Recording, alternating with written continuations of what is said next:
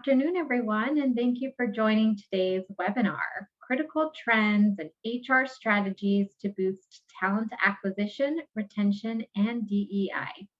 I'd like to thank today's sponsor, Tech Elevator.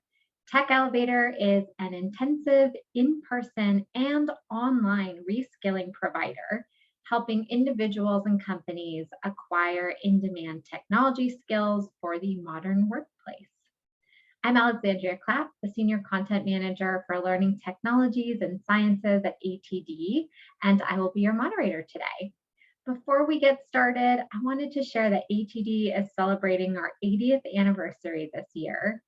For 80 years, ATD has been supporting the training and development field by offering a variety of resources, education courses, and certifications, and serving a worldwide membership that spans more than 100 countries.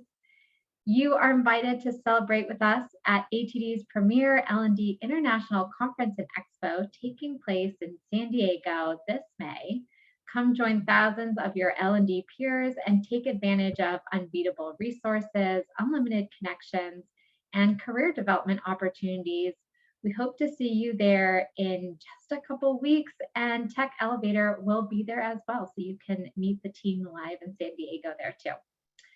Now let's get to today's session. Our speaker plans to keep you engaged, so if you would like to interact with him and your fellow participants throughout our session, be sure to select everyone in the chat box, and we will save some time for Q&A at the end of the session. So we'll be holding on to new or unanswered questions to be addressed then. And now I'm very pleased to introduce today's speaker. Paul Burani is the Vice President of Enterprise for Tech Elevator. We are looking forward to learning more about strategies to boost talent acquisition, retention, and DEI. So without further ado, I'm going to pass it over to Paul to take it away for us today. Great, thank you, Alexandria. So I am going to share my screen and look forward to presenting these slides to you. Let's get right into it.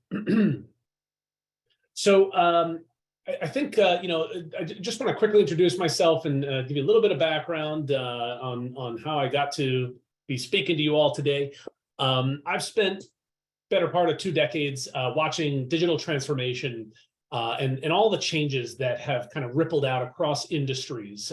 No secret that technology has really upended our modern workforce, all of the industries that are really leaning in hard to automation, AI. All the technologies that are kind of represent the leading edge of progress. And so in doing so, in the early days, I was a founder and a managing partner at digital media agencies, helping brands figure out their presence online in the early days of the internet. And that was an exciting time just watching people make sense of this emerging opportunity. Later on, I spent a number of years at Google working on global automotive partnerships. So starting with the media and advertising angle, but really looking to take the relationships to a much higher level, and working with clients like General Motors and Fiat Chrysler, really trying to figure out how can we elevate our partnership beyond, spending hundreds of millions of dollars on ads, but how can we use data and how can we use, some of these emerging technologies to better advantage. Part of this experience also included industry strategy for the overall automotive sector, and really figuring out how to partner with an entire industry globally, a business that at the time was worth over $1 billion. So exciting experiences there. And then I really enjoyed a bit of a shift where I started to think differently about my impact and specifically looking at unsolved problems in the modern workforce. And so looking at, some of the more recent companies that I've been with, at Udacity, a training provider, I stood up public sector partnerships in North America, looking to take advantage of workforce funding and economic development.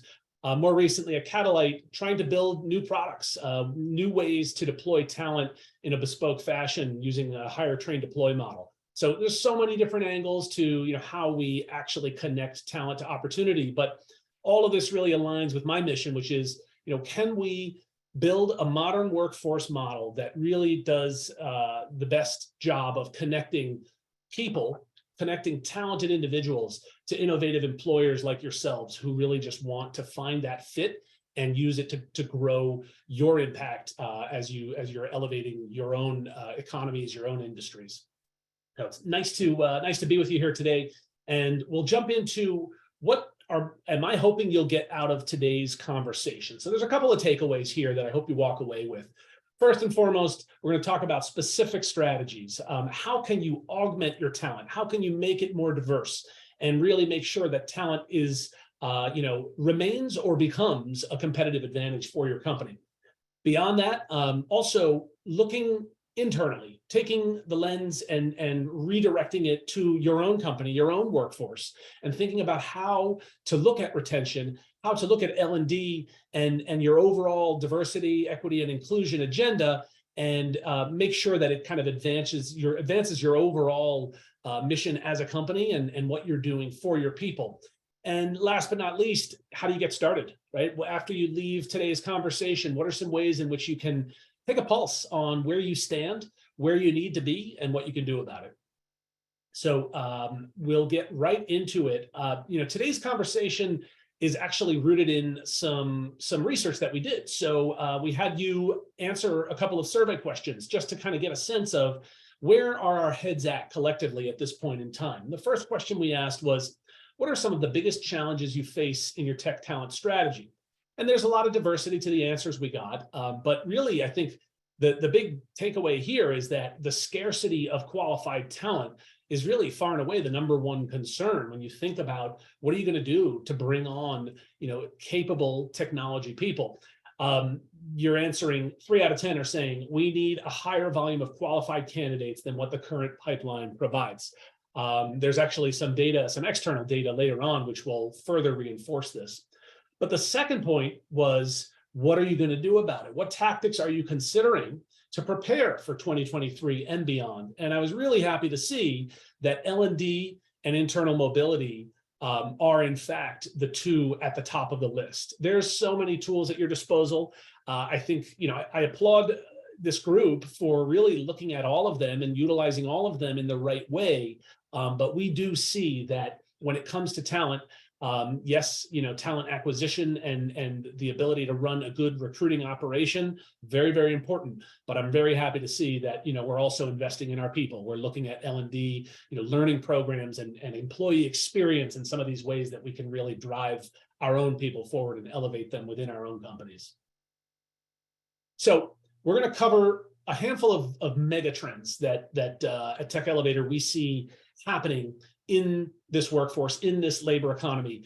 We'll try not to boil the ocean here and examine them from every single angle, but take away a few sort of salient points from each and try to stitch them together to tell a story about what you can be doing about it today. So let's dive into it. The first one is pretty straightforward. We see an easing of degree requirements. So whereas there's been a tendency to think that you get the college education to get the job, to have the career, to have the good lifestyle, that's not totally untrue in 2023, but like everything, it's complicated and it's changing. There was a poll in the Wall Street Journal barely a month ago in which we found that a majority of Americans now say a 4-year college degree is not worth the cost. So there's no secret that college is expensive.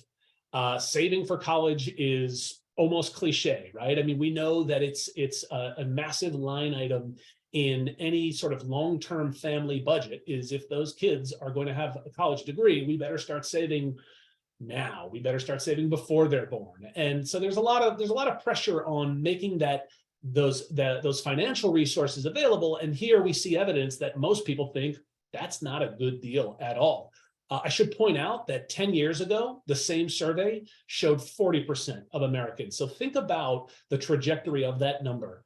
4 out of 10 in the year 2013 are saying it's not worth the cost. And look at how many more people today are saying that. There are reasons for this, one of which is that there is a concern among these respondents that the degrees themselves don't actually render job-ready skills. And so you come out with the degree, but that alone is not going to get you the job because you need the skills to do the job that you're applying for. So that's a disconnect. And another one equally important is this massive cost, which translates in the form of student debt. So, collectively student debt, there are different assessments of what is the total volume, but generally speaking, we're talking close to $2 trillion. So with a T. So $2 trillion, to put it in perspective, that's roughly 8% of the GDP of the United States. So if you were to take a pie and cut it into 12 slices, that's one slice nobody's eating because it's just tied up in debt. And it's tied up in debt that is not getting paid off today or tomorrow. It takes time to acquire the job, put away the money to start to pay down those balances. And we've all heard stories about students that get saddled with, oppressive borrowing circumstances and really can't get out from under that debt. So this is the status quo. And this is really, from a student perspective, why we're starting to see some change, because the students demand it. Now, on the employer side, we know that there have been, also some drivers of the sort of legacy perspective that a degree is what you're looking for. It's a proxy for the ability to do the job. If you got through this program, you can get through anything, is how the sort of conventional wisdom goes. But really what it comes down to is, now that we've begun to adopt more of a skills-based approach to hiring, now that we have tools and methodologies and evidence showing that we can, in fact, isolate the skills that are part of a job requirement and then train for those skills and test and assess the ability along the lines of those skills, what it's effectively doing is saying, if we're going to remove that one bullet point from the job description that says you must have a 4-year degree, we're effectively just allowing a much larger pool of applicants for any given job. And that's going to give us the opportunity to look at a lot more interesting candidates on balance. So there's a lot of progress on this front. Yes, we see that students and the general public are losing faith in the 4-year degree, but private sector and public sector alike have started to sort of meet us where we are at. The credit really goes to former Maryland Governor Larry Hogan, who was the first leader of a state government to put his foot down and say, we are getting rid of degree requirements for tens of thousands of state jobs across many different agencies, across many types of occupations. Maryland was the first to say, this is the new normal going forward. Now you can see that other states have followed suit, and companies as well.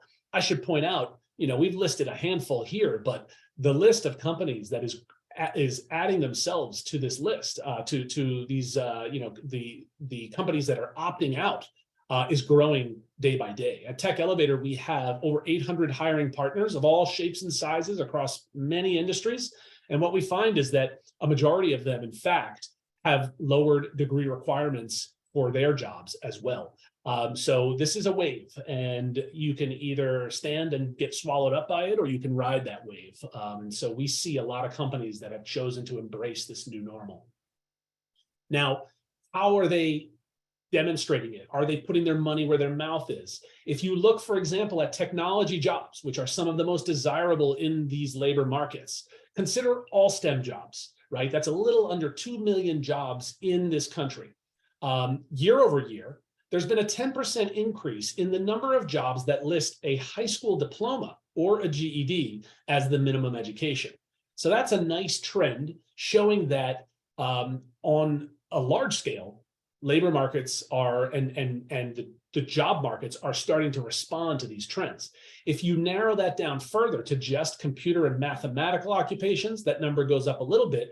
And when you take software developers, which is generally held up as an example of a very desirable tech job that is in demand universally across industries, and actually, is something that is broadly in large demand across low, medium, and high levels of skill set and experience. What we find across over 342,000 jobs, 38% growth year over year in that high school minimum education. So here's evidence that the trends that we just covered that are kind of illuminated by that Wall Street Journal study are actually beginning to play out. So really what it comes down to when we think about the degree requirements, it's about those barriers to growth. You're taking away what is increasingly becoming an arbitrary filter to incoming talent. and you're opening up that pool and you're giving yourself the ability to look at them more holistically. I should point out that it is very important we embrace a skills first methodology for hiring, and that's going to be an important theme going forward. So let's move on. DE&I, diversity, equity, and inclusion. I know it's top of mind for probably everybody on this call, not to mention a lot of America, frankly. And there are so many angles to cover here. I think that, you know, the way that we want to think about it today is, how is it changing our overall thinking about the talent picture?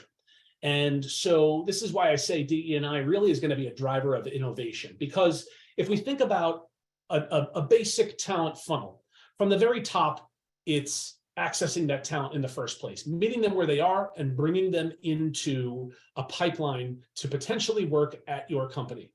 And so we go from finding them to moving them through the hiring funnel, the interviews, all of the rigor that goes into that process. They get to an offer, we got to get them to accept. And then finally, once they accept and they're good performers, we want to make sure we keep them. So at every stage of that funnel, we see barriers. But what was important from this GEM study last year was that they found that the majority of people found the biggest problems were at the top of the funnel, accessing that talent in the first place.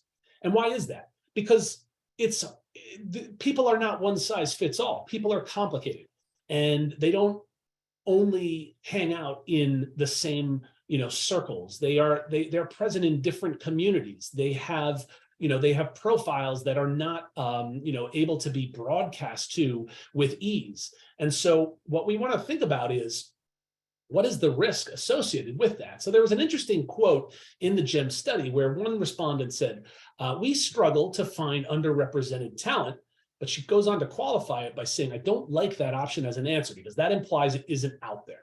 So let's pause for a second. We know the talent is out there. There's a big difference between the talent existing and the talent being accessible in the first place. And so she goes on to say, I believe the industry, meaning HR, relies too heavily on one platform, in this case, LinkedIn, and not all talent communities use this to be reached. So I'm guessing most or all of the people on this call use LinkedIn, and we're not picking on LinkedIn. It could be any platform. The truth is that not everybody uses it to the same degree or logs in as frequently. And so when we think about a platform as effective as LinkedIn for recruiters, there's no disputing that it's a great tool and it's really carried a whole recruiting industry forward. But at the same time, what about the people that don't use LinkedIn or don't use it in that way or don't use it every day? Right? We need to be thinking about the bias, the inherent bias in relying on this technology and making assumptions about the audience that we can reach. And so from a diversity perspective, why is this meaningful? Because we just need to be defining and constantly redefining diversity in the first place. So in this same study from GEM, one of the things that they looked at was across talent leaders, who's defining diversity in terms of gender and race, the sort of traditional definitions of diversity. And yes, there are a lot of HR leaders who still look at it this way, but at this point, the majority of them are starting to let in other groups. And this shouldn't be a surprise to anyone. We start thinking about age and sexual orientation, veteran status, neurodiversity, right? There's increasingly ERGs that are built around these communities, and they have influence in the overall DE&I agenda at an organization, as well they should. I would argue that we should also be thinking about diversity in terms of more of the experiential aspects. So yes, your race or your ethnicity or your sexual orientation is a part of who you are, but so is your educational background, right? If you attended college and got a degree, that's great. You proved that you can get through a degree program, and that's a feather in your cap. But if you did not have the resources to attend college in the first place, or you started but couldn't finish because other realities presented themselves, does that make you less worthy of a job offer? Well, it may or may not. It really depends on other factors, but it certainly brings diversity of perspective to have people at your organization that didn't go that route. Maybe they went with a 2-year degree, or maybe they got, they did a series of certificates, or they went to a boot camp. There's a number of ways to acquire the skills needed to achieve a job offer and actually thrive in that job. And we should be defining diversity in terms of all of those. So really, it's, as I said, it's really about changing the definition, opening up that aperture, and letting in larger populations, because in a skills first type of a mindset, we're going to be able to look at people on like terms and say, who's actually out there that's able to do the job? Not so much, where did they come from? DE&I really has an opportunity to lead the way. So I don't want to get too far into this discussion without addressing the elephant in the room, which is the constant drumbeat of layoff announcements. I know we have all seen those on any given day. You open up your phone, your LinkedIn, your email, wherever you get your news, you're going to start seeing, and you're going to continue to see, layoff announcements. Here are a couple of them. These are the bigger ones. And I think it's meaningful to look at these in the context of the news media, because these are headlines.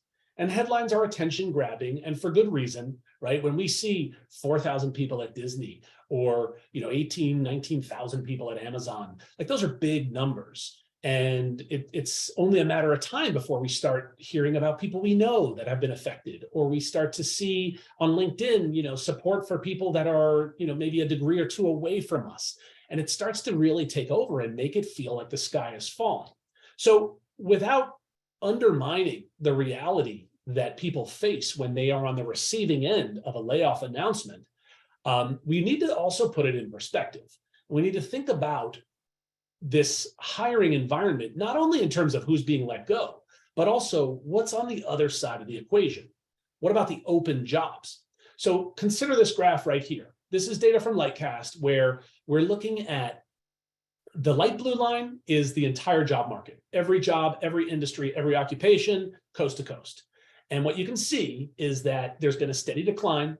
This is a 12-month trend. So from last spring, steady decline continues throughout the summer and fall and the winter. And then in the last 2 months, it very quickly right-sized to the point where actually in April of 2023, we're higher than we were 12 months ago. That's the total job market. Now, before we start patting ourselves on the back and getting too excited about the future, let's also look at the dark blue line, which is recruiting jobs. So this is more of a leading indicator of, for your organizations. Recruiting jobs have stayed low. They have not mirrored the overall job market. And this is a sign that we're going to be taking a very slow and deliberate and level-headed approach to the reacceleration of hiring. It's worth pointing out on the last slide when we showed all of those layoff announcements, what were those CEOs saying when they announced to the public that we're going to let go of tens of thousands of people? Pretty unanimously, they were saying, we had a great bubble in demand during the pandemic. Consumer spending ratcheted up. And what we found was we had to hire really quickly to build for the new normal in the early days of the pandemic. And as those trends have subsided and sort of regained equilibrium, what's happening? Well, a lot of those CEOs have said what we found was that we had overhired. We had become too bloated. We prepared for a reality that did not come, did not materialize. And so I think it's important to point out, we want to see a slow and steady rise. It's great that that light blue line took such a sharp upward turn starting in February. We don't want to see recruiting teams just knee-jerk grow by leaps and bounds again, because then that's probably an indicator that we're about to repeat the sins of the recent past. So suffice to say, we're gonna slowly dig ourselves out of it. There are signs that it's happening. And in the case of tech, which again, we use this example to point out that these are some of the most desirable jobs. They're some of the most universally in demand across industries. Look at the remarkable pattern. I mean, with the exception of, I would say, this last month, there's almost a perfect congruent pattern of mirroring the overall job economy. So just like the overall job market, since the summer, the market has slid, but that it is on the rebound. It's not quite up to where it was a year ago, but very soon it will be. And, everything here has been rooted in this conversation of the pandemic and all of these artificial cycles and all of this disequilibrium. But I thought it'd be interesting also to look at what if we zoom out and we take the lens to a period before the pandemic so that we can remove those outliers from the equation. So now we're looking at a 4-year trend. And on the y-axis here on the left-hand side, you've got about a dozen or so of the highest volume occupations in our total economy. So these are the jobs that have at least 1 million people working in them. And you see a very interesting pattern here. Some are up, some are down. And what's particularly interesting is the software developer occupation, the one that really stands out as the bellwether of technology, has shown by far the steadiest growth since those pre-pandemic times. We expect that that trend will continue. We'll actually show you some data in a moment that'll help to put that in context. But really, suffice to say, long-term, we do expect that this demand will continue to grow. You can't use the churn of the pandemic, and especially what we saw in 2020 and through 22 as some sort of an indicator, because there was just a lot of wobbling, there was a lot of overcorrecting, and probably now going forward is when we're going to start to see more reliable signals of what's coming. Okay, so moving right along, Section 4 really kind of goes hand in hand with the last one, because we looked at it in terms of occupations, and we looked at the job market, and then we looked at some of the biggest occupations within that job market. And now I really want to look from an industry point of view, which is just a very different way of telling what is actually a similar story. So I want to start with a definition. It's very tempting to say there are tech companies and there's everyone else. Everyone does it. And I think we need to bring a little bit of order to those definitions. So let's define big tech. You saw some of those screenshots of the layoff announcements. And yeah, a lot of those names are here: Google, Facebook, Salesforce, Twitter, etc. We wanted to use actually the NAICS system that our Department of Labor, or Bureau of Labor Statistics, uses to define industries. That's the easiest way to get good, reliable data. And so looking at the information industry, it includes some of those aforementioned, but it also includes telecoms, as well as the content producers who rely on mass communication to basically broadcast their product, the Disneys and the Comcasts of the world. Additionally, on the services side of things, the biggest employers of technology talent, they're all the big consulting shops, Deloitte and Accenture and KPMG and so forth. So you put those two together, and that's big tech. Now, tech jobs, we're going to define differently. We're going to drop the industry designation and instead look at skills, which by now you've caught on is sort of a persistent theme in this conversation. So technologies like Java and .NET, frameworks like Agile methodology, right? The ability to demonstrate hands-on expertise with a cloud technology like Amazon Web Services. These are skills related to STEM that we can broadly define as tech jobs. And like I said, and I've been saying, these exist in every industry. So another chart to put everything in context, we talked about the big tech layoffs. And really, we have a very useful resource in the form of layoffs.fyi. If you haven't been to that site, it's a very comprehensive tracker of the technology layoffs that are happening. How they're defining big tech, by the way, I don't think anyone knows. But we see the Googles and the Salesforce and the Amazons showing up there. We see a long tail of employers, and it amounts to just around 200,000 jobs. So again, without undermining the pain that 200,000 families have felt going through that, let's also take it in context. Look at the volume of open technology roles in today's labor market.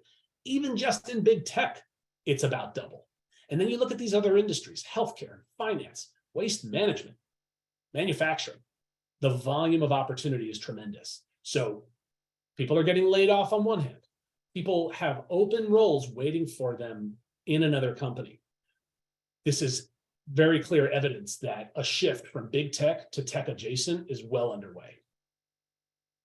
And just to put it in further context, you can see that specifically in the information industry, but in both of the industries that we categorize as big tech, the year-over-year trend is down. Now, in a declining job market, which we mentioned earlier, only recently turned upward again, you've got other tech jobs that have, maybe weathered the storm a little bit better. Manufacturing is down, but it's not down as much. Ditto with utilities, right? Some of them are up. Educational services, public administration.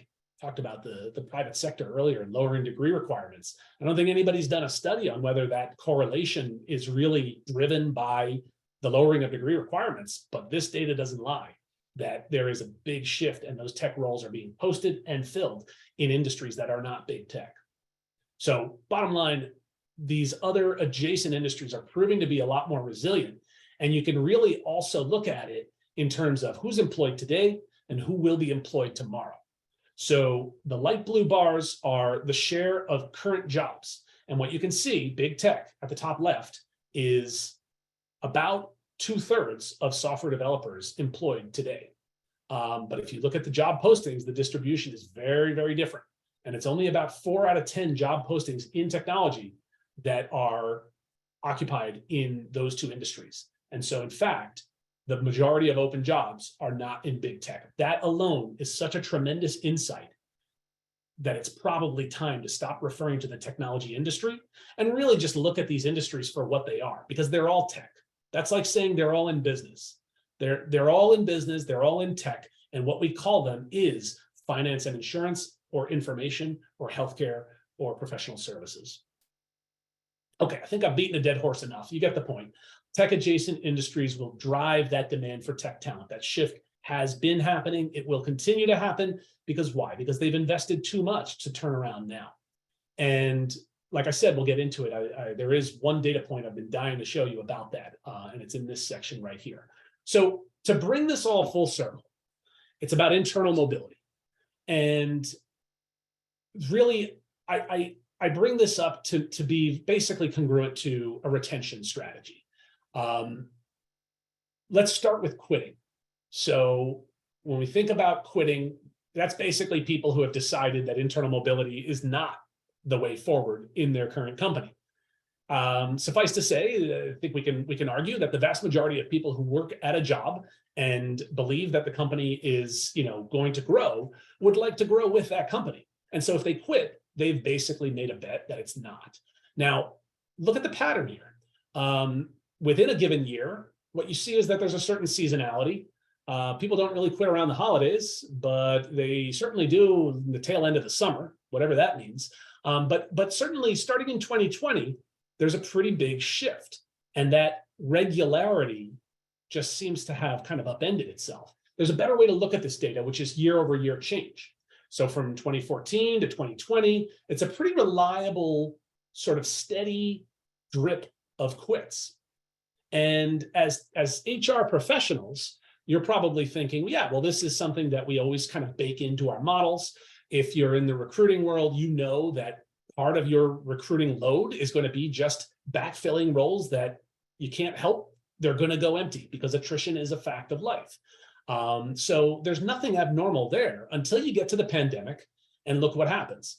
In early 2020, all of a sudden people slam on the brakes. Nobody's quitting their job when the sky is falling outside and nobody knows what to make of this broader work environment. And that persists for most of 2020.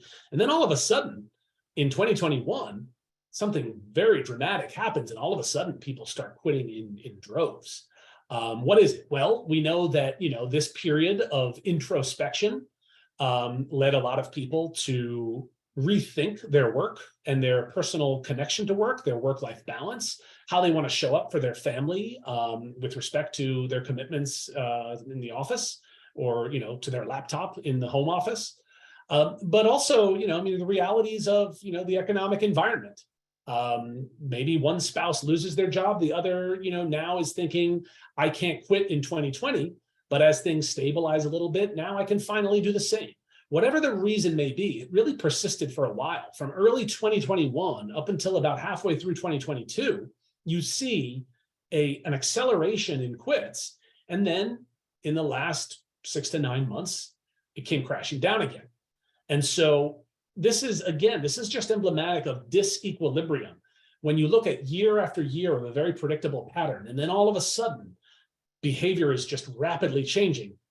It makes your jobs harder. It makes it harder to use the standard playbook that you've gotten comfortable with when you know that everything around you is a moving target. So with that in mind, quits are not the whole attrition story. But what we want to do is also think about it in a positive way, less in terms of who's going to leave anyway, but more in terms of, well, what is the risk? And then how do we get out in front of it? So in order to do so, let's think about the people in your organization that are at risk of quitting. If we subscribe to the logic that the people who are going to quit are those who don't see a way forward, consider this idea, right? The notion of growth capped jobs. These are jobs that are not particularly rewarding in the financial sense. So hourly wages, or maybe they're salaried positions, but they're not particularly generous. These jobs might have high levels of stress or burnout. Think about, frontline jobs, customer facing, right? I always think of the service desk at an airport. Those people deal with irate customers all day long. Call centers, another example, right? So these are jobs that have sort of a low quality of life, but in the present, but they also don't offer much in the future either. So we're looking at limited opportunities for advancement. Where am I going to go from here? What am I working for that's going to get me from point A to point B and make me feel like this was the right company to stay at? Because if not, why am I here? And the fourth piece is critical, right? Vulnerable to automation. Everybody has thought at one point or another, what does it look like for a job to be replaced by a robot or a piece of software? And maybe you've thought that about your own job. Maybe you're lucky enough to be in one of those jobs that isn't particularly vulnerable to automation. But for the people who are, it's quite stressful. So when we think about growth cap jobs, what are we talking about? A bunch of examples right here off the top, right? Retail sales associates behind the register. You're moving boxes in the warehouse. You're mopping floors. You're talking to angry customers. You're driving trucks. You're at the bank window, at the branch. I mean, there are a number of these types of jobs which match some or all of the bullet points above, and we could consider growth cap jobs. Now, why are we going into detail about this? Because a lot of those jobs actually become a talent pool from which to reskill individuals into higher level jobs that are not capped, jobs that are not vulnerable to automation. And that's something that we'll get to in a moment. So back to attrition. A couple of points to make that are pretty much table stakes. Some of you, probably well aware of the fact that attrition is expensive. I think you all know that. So if you lost a software developer, for example, and you were expecting it and ready to spring into action, you're still going to have a replacement cost and an opportunity cost for the work that doesn't get done by that departed developer. And according to one estimate from DevSkiller, that's still going to be well over $30K. Just to get back to level. If you were caught off guard by this, if you were capacity constrained in your recruiting department, if you had to go, you couldn't even do it in-house, you're going to start having longer timetables, raises the opportunity cost. You're taking on a lot of that extra burden. That cost can go to $50K or higher. So suffice to say, attrition is expensive, but the data shows that it's also avoidable. And so that same study found that 7 out of 10 workers cited as a reason for leaving the job that they were deprived of opportunities for development. 19 out of 20, that's 95%, said they would have stayed if growth opportunities were presented. So if there was ever, close to a picture perfect, correlation between giving people a path forward and they're staying on for the ride, you're looking at it. The attrition is expensive and it's avoidable. There's a third piece to this, which I'm not going to give away just yet, because I actually wanted to take a brief moment to look at it from the top down. Everything we've been talking about thus far, it's about you, it's about your company, maybe about certain roles of your company, it's about your industry or the US job market. What if we instead zoom all the way out and we think about, the macro trends affecting the whole global economy? So a few years ago, some of you may have read this study from McKinsey, where they found, in a future of work study, they found that roughly 375 million workers will have to switch occupations or acquire new skills by 2030. That's right around the corner, due to all of the technological investments that industries have made.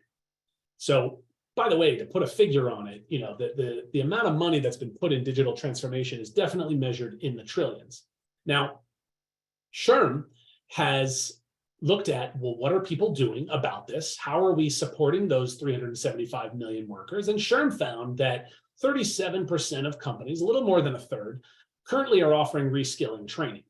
It might be a course here and a course there. It might be a full-blown program like what you see with Disney has their Code Rosie program, where they're taking people directly from the resorts and reskilling them into software developers, into data analysts, and so on. Comcast, Home Depot, Best Buy, they all have programs like this, and they are at the leading edge of really a programmatic approach to reskilling training. What's encouraging is that number is accelerating. So more than half of these companies plan to offer it in the next 12 months. And we're certainly excited to see that happening, because a lot of these are partners, and we're beginning to work side by side with them at Tech Elevator to really kind of scope those programs and figure out, what do we do about this? But if you were to put a dollar value on it, why is this important? Yes, those 375 million people, but what is the economic impact of changing their lives, of getting them back on a stable career trajectory? It's about $6.5 trillion in economic value. That's about a quarter of the GDP of the United States. So if you look at the largest economy in the world, that's us. About a quarter of it could be generated just by investing in reskilling. I should point out, reskilling programs, at least the ones that we've run and have observed in the marketplace, traditionally a lot cheaper than the attrition figures from the last slide. And so bringing it back to that, the last piece of the puzzle is that, yes, it's expensive, yes, it's avoidable, but it's reversible. A Lighthouse study found a survey of both the learners as well as the providers. Unanimously, the number one way to acquire new skills is to gain them on the job. Don't leave your job. Do it while you're employed. And to do it through company provided training, i.e. through the L&D department, is actually the number 3. If you're wondering what number 2 was, by the way, it's coaching and mentorship. So that's really the third piece of the puzzle. It's a very different game to provide coaching and mentorship than it is to provide instruction in sort of technical skills. But of course, we find that really it's at the intersection of those that we see people being the most effective. So to sort of bring this full circle, yeah, attrition is reversible when you focus on employee experience. So we talked about how the people will stay if you give them a path. You will save yourself that replacement cost. You will make an investment that is much less than that. And what you'll find is that a rising tide will lift all boats. And that's really where you make an impact on your company at a large scale. So we've talked through the 5 megatrends. Like I said, we weren't really going to get too deep on any one of them, but rather just to take some of those points out, stitch them together, and tell a compelling story. And so here's what I'm hoping you took away from this. Some cost-effective strategies. How do you augment and diversify your tech talent? Well, the first thing you can do is just look at your degree requirements, especially in supply-constrained job categories. If you've got more candidates than you know what to do with, fine, keep the requirements. But for many jobs, we know that's not the case, especially some of the jobs that really are more intimately linked to technology and getting a return on the massive investments that your company has made, your industry has made in technology. So lower those degree requirements. And specifically what we're talking about here is get rid of the pedigree, because we don't need those proxies anymore. We know that an individual who comes out of a computer science program has a computer science degree. An individual who has certificates or a portfolio of work from some alternative education provider. Maybe it's a CompTIA program, maybe it's a boot camp, whatever it might be. If they possess those skills, they are at least as good as that computer science graduate. And the graduate has only proven that they can get a piece of paper. So attract the candidates who actually possess the ability to do the job. You can screen for it, but you can also open your lens and start to let more of those people into the pipeline in the first place. The second answer is invest in career mobility for some of those growth cap jobs, and do it with a learning-centric approach. So we know that the growth cap jobs exist in virtually every industry. It's going to be different for everyone. But what we can do is invest in people's talents, we can invest in their minds and their upside, and take that learning-centric approach. Use a proactive reskilling program to keep those people there. Take your high performers out of the warehouse, away from the cash register, and move them into the technology organization. Do so with an L&D program that fosters skill development, because if you don't, they will leave. I want to add a quick sidebar here, which is that there are a lot of tools out there to assess, is the person hardwired to be successful in a career in this or that? And I'll give you an example. At Tech Elevator, we've been using the same assessment since day one, which was now 8.5 years ago. How to find the sort of combination of technical acumen and soft skills that correlates with success in this field. And what we've basically found is that 3 out of 10 people possess the skills to be a software developer. That is independently of race, of gender, or of educational background. Doesn't matter which pond you're fishing in, 3 out of 10 people have it. And if you find them, you whittle them down to the people who really have that grit and hustle to get through a very intensive program. And now you're basically creating a nice pipeline where you take your best and your brightest from those growth cap jobs, and you're putting them into a brand new part of the organization. It's a very exciting story for them, for you, and for all the people around them who see that this company is really investing in its people. All right, takeaway number 2, how to enrich your technology teams internally, and how to do it focusing on retention, L&D, DE&I. So we've talked about this, widening the aperture for not only with degree requirements, but also your diversity programs. Going beyond race and gender, getting into age and sexual orientation and veteran status and neurodiversity, and importantly, non-traditional education. If they've proven they can do the job and they have the skills, then the existence of a diploma is a curiosity at best. Partner with talent providers that have a strong community footprint. So one of the reasons that higher education has developed a nice working relationship with industry is because it gave them access to candidates. But over the years, something has happened to those candidates. College has become a lot more exclusive. The inflation in college tuition has outpaced inflation in our general economy. That was happening for many, many decades. So basically, it's become more and more of a privilege to get a college education than it is a basic right. And as such, the traditional candidates have become less and less traditional. They're actually biased in the wrong way. And so we need to get out of that thinking of traditional. We need to go outside those boundaries and look to other providers, other entities that maintain relationships outside of that very privileged pathway. And the last piece is offering these reskilling programs, finding those high performers who reside in roles where you see high attrition, where you know that they don't see a future for themselves, and get out in front of it. Place them into new career pathways powered by your L&D department, your employee experience, your employer brand. Okay, and then the last piece is, so what are you going to do about it today? What are the methods to audit your current technology talent and identify the gaps? A couple things. First of all, do an analysis. What are the jobs that are growth capped at your company? You can look at a number of resources. You can look at your engagement surveys. Which jobs do people really see themselves staying at in the next 12 months, in the next 3 to 5 years, beyond that? What does third-party data, from an industry point of view or from an overall labor economics point of view say about those particular occupations? And identify those and start to look at, are they hanging around as long? Are these good performers leaving, and maybe could we give them a better alternative? So again, I'm just reminding you, we think about these jobs as low pay, high stress, limited opportunity for advancement, and vulnerable to automation. Another thing you can do is compare the performance of degreed and non-degreed workers in similar roles. We've done that at Tech Elevator in our alumni survey. We actually have a pretty healthy mix of people who join our boot camp with a prior degree in whatever it may be. Generally, our people don't come from technology backgrounds, but a lot of them have degrees in something.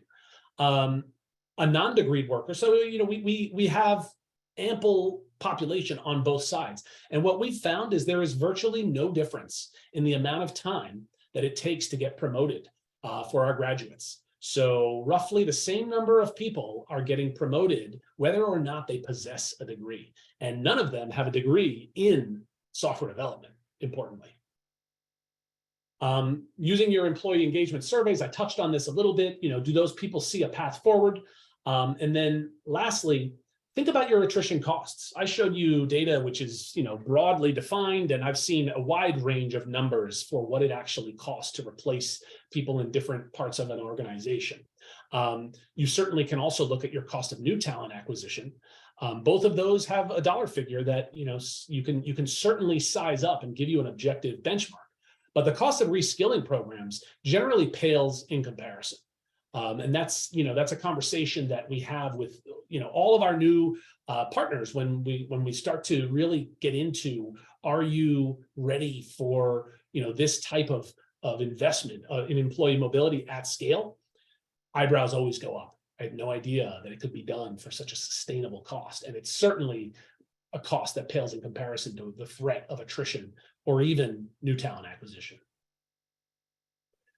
Okay, I've done plenty of talking. I want to make sure we open up to questions in the few minutes we have left. I just want to echo Alexandria's point earlier about the ATD show in San Diego. Please come by our booth. Anybody who plans to attend, we'd love to meet you. We're at booth number 832. You can meet some of our team members, and we can continue this conversation.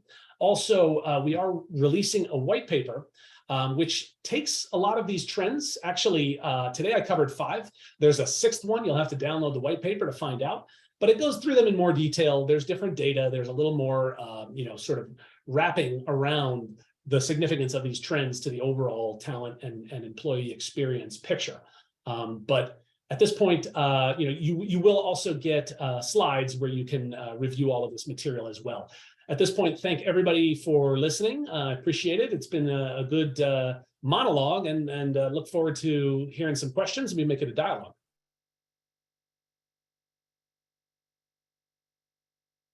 Awesome. Thank you so much, Paul.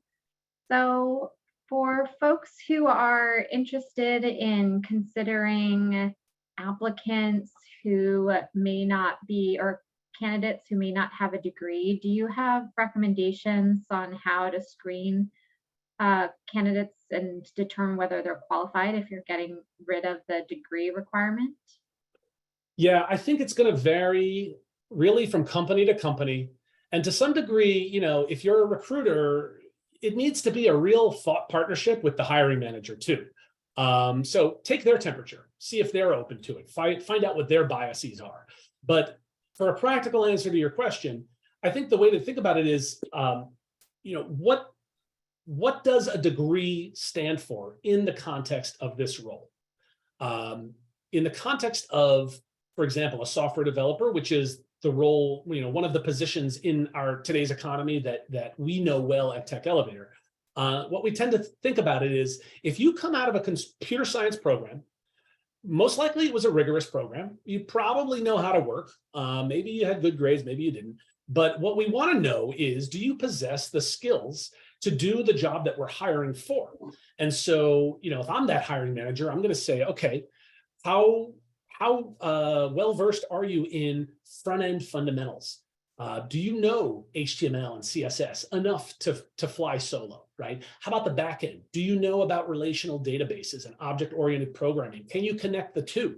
Do you know how to work in a team environment and actually, deploy an agile methodology towards solving a business problem with a technology product, right? So it comes down to that skill-based approach. If your hiring manager is writing a job description that doesn't call out skills, push that hiring manager to be more explicit. I want Java and I want JavaScript, and I'm definitely going to need experience with APIs, and it wouldn't hurt if they know a little C#.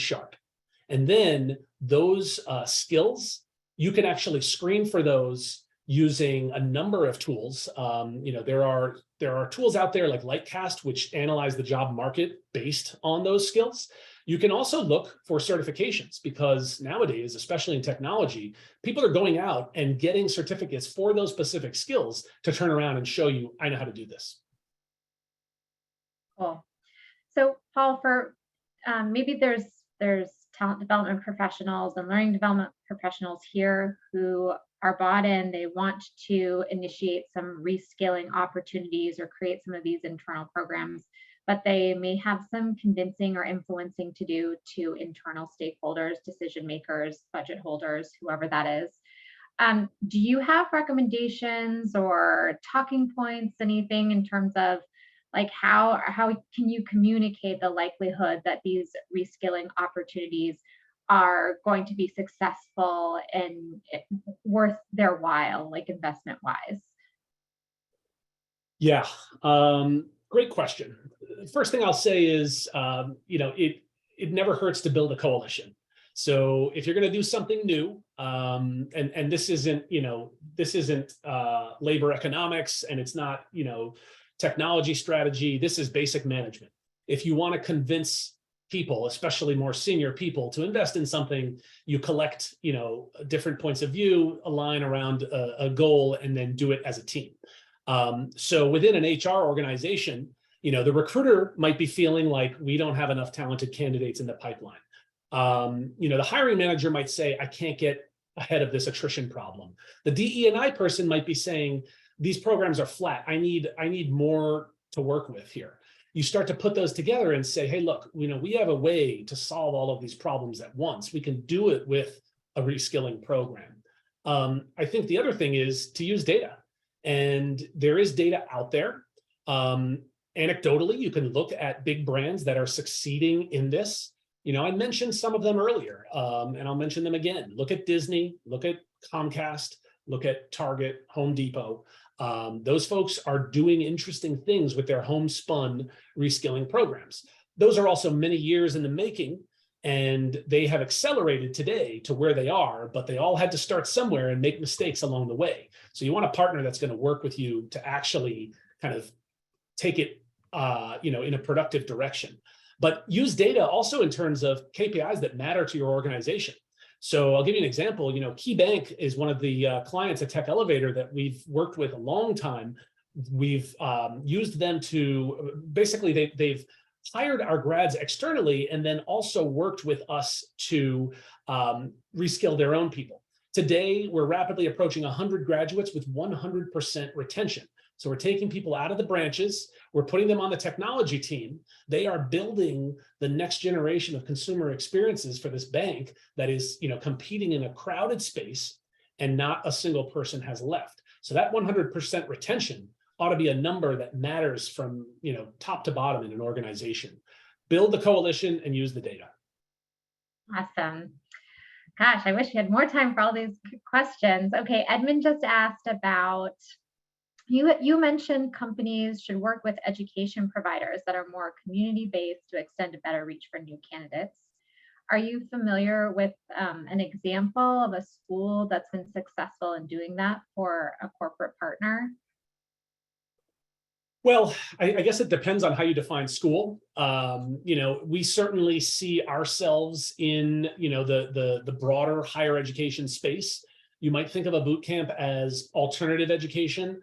The way we do it is not the only way to do it, but effectively, what we have are a number of people on the ground in a number of markets. We have physical campuses, we have emerging markets, and we have a national live remote program. And the way that we do it is just one way, but it's basically by really facilitating conversations about opportunity, by getting in front of students that show up to events. They don't necessarily troll LinkedIn all day long, trying to jump on the first opportunity that they spot. They might do that on the side, but these are also people who take control of their lives, their education, their careers, everything, and show up at events. So we maintain that presence, and we operate very much like a school. We're not alone. And universities do this too. They have their community relations departments and they have their alumni departments kind of looking at it from both sides. I think the important thing is there a presence? And if we're in an ivory tower using technology to reach those communities, that's something, and that'll skim the top. But that's going to be under indexed in the communities that are getting overlooked to begin with. And so effectively, if you're just relying on technology and you're doing it at arm's length, you're going to be really contributing to more of the problem that we have with bias in not only education, but also in hiring. So one way or another, just work with partners that actually offer that close sort of handshake relationship. Awesome. Paul, we are running out of time today, so I'm going to pass it back to you for any closing thoughts before we wrap up. But a huge thank you for your insights today. Thank you to Tech Elevator for sponsoring today's session. Thank you to all of our attendees, but I do want to pass it back to you before we close out. Thank you, Alexandria. Thank you to everyone who joined. Great questions. We're certainly happy to continue this dialogue. If we meet you in San Diego or otherwise, by all means, we appreciate it. And I just want to say, I'm inspired by all of you because change is going to start with you. And you're part of a really radical transformation. I admire that you're leaning in, learning about new trends that can help shape your strategy. You're taking the right approach, and we look forward to being your partner in that process. Awesome. Thank you so much. Thanks again. And this concludes today's webinar. We thank you all for attending. The recording will be available at webcast.td.org. We will send our registrants an email tomorrow with this link. Please visit our event calendar to sign up for future webcasts at webcast.td.org/events. Goodbye.